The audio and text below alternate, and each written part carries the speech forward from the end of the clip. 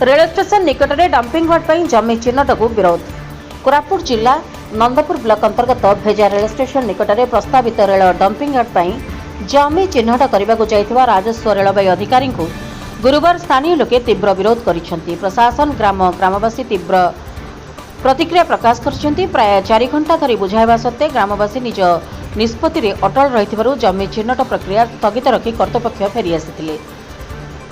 बालडा पहाड़ में बक्साइट खनि उत्तोलन पर परिवहन सुविधा पाई भेजा रेल स्टेशन निकट में डंपिंग यार्ड निर्माण उद्देश्य रे गायलपुर ताइंदर और कोरापुट पौजार रेल बाई अधिकृत जमी चिन्हट को एथिपाई तहसिल पक्षरु पूर्वर जमी मालिक उत्तराधिकारी को नोटिस जारी करा जायतिला। जमी चिन्हट आरंभ हेबा मात्रे 3 मौजार जमी मालिक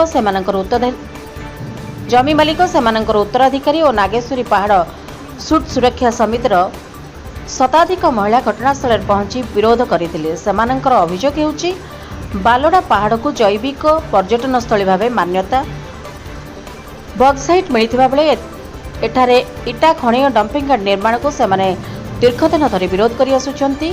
एहा छडा एनै उच्च न्यायालय ग्रीन ट्रिब्यूनल ले मामला मध्य विचाराधीन रहिछि। एहा छडा वर्ष तमाम खरीफ चाष ऋतु चलिथिबारु जमी चिन्हट प्रक्रिया रे चाष जमी क्षतिग्रस्त हेबो बोली मध्य सेमाने दाबी करथिले। घटनास्थल रे नंदपुर तहसीलदार देवव्रत महाराणा, रेलबाई एडीएन राजेंद्र प्रसाद प्रधान, नंदपुर एसडीपीओ देवेंद्र मल्लिक, रेलबाई डीएसपी पीके त्रिपाठी, तहसील और पुलिस अधिकारी जेआरपी दल उपस्थित थिले।